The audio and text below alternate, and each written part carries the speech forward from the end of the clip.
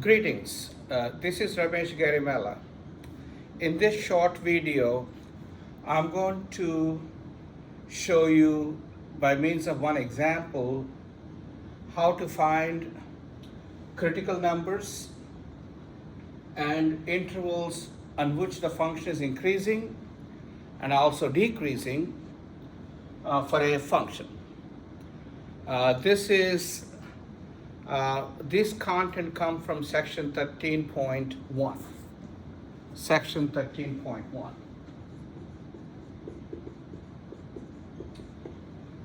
So let's dive into it. So if you want to find the critical numbers, look at the function. If the function is differentiable, find the derivative and set that equal to 0. And those places at which the derivative is 0, those are the critical numbers by definition. So to find the critical numbers,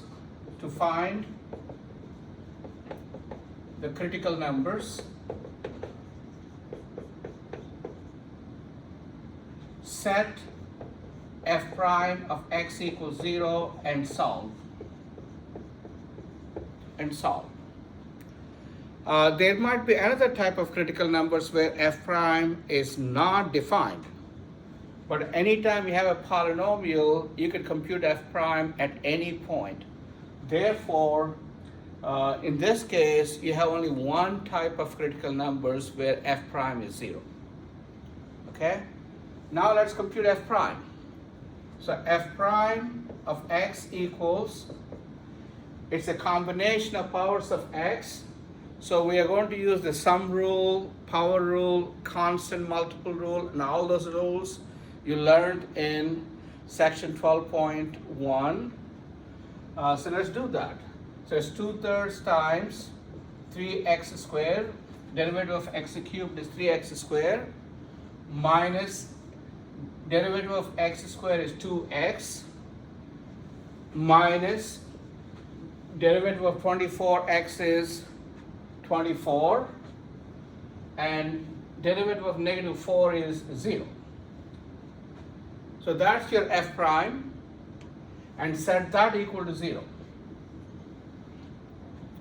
And you got to solve this equation. So if you cancel 3 and 3, so you get f prime of x equals 2x squared minus 2x minus 24. That's your f prime, and you got to set that equal to 0. Okay? So really this is your f prime, and you want to set that equal to 0 and solve for x. So you have 2x squared minus 2x minus 24 equals 0.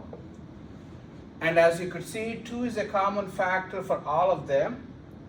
So it's x squared minus x minus 12 equals 0. And this is a quadratic. So you could factor it. If you can't factor it, you could use the quadratic formula to find the roots. So here I could easily factor this. This is x minus 4 times x plus 3. That equals 0. If the product of two factors is 0, either this is 0, x minus 4 is 0, or x is -3, or x plus 3 is 0. This means x is 4, that means x is -3. So the critical numbers are really, in this case, -3 and 4. So the critical numbers, -3 and 4. Okay? Next thing is, you draw the number line and you plot these 2 points, because the function is defined all over the number line, and these are the critical numbers. -3 comes here, 4 here, and it splits the number line into 3 intervals. One interval is from -infinity to -3, -infinity to -3. The second interval is 3 to 4, and the last interval is 4 to infinity. So you have 4 different intervals here. I don't know whether you could see that or not. Let me erase this and write it here. Only thing I need here is the derivative of the function. So draw the number line. This is the number line, and you have negative infinity and -3, 4, and infinity. Okay, it's not scaled. Now we have 3 intervals, and these are the intervals either the function is increasing or decreasing. We got to find that. So how do we do that? So you make a little table like this. The table has several columns. The first column is interval. The first interval is from negative infinity to -3 and always open. -3 to 4, again open, the endpoints are not included, and 4 to infinity. These are 3 intervals.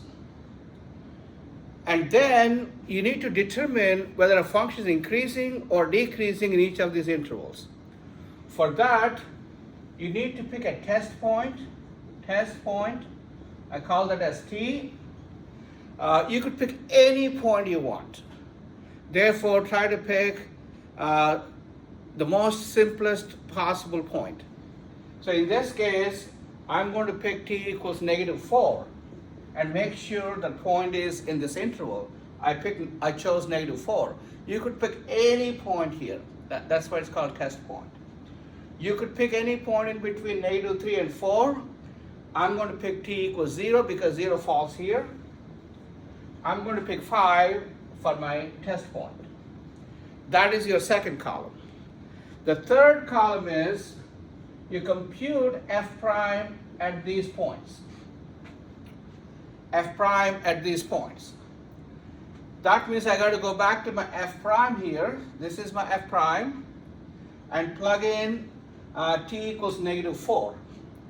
If you plug in t equals -4 for x here, and you compute the value, you're going to get +16. I already computed that. When you plug in 0, obviously you're going to get -24. When you plug in t equals 5, you're going to get 10. That's f prime t. Again, you plug that in for x, you compute the value.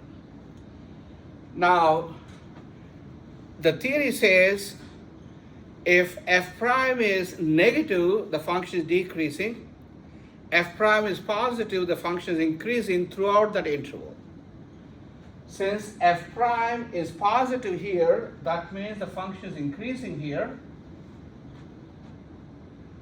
And negative, the function is decreasing. And positive, again, the function is increasing. So if you go back to this picture here, it shows the function is increasing on this interval from -infinity to -3 and decreasing on this interval from -3 to 4, and again start increasing in the interval 4 to infinity.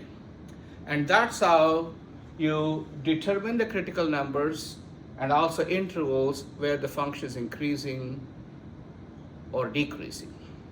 Thank you.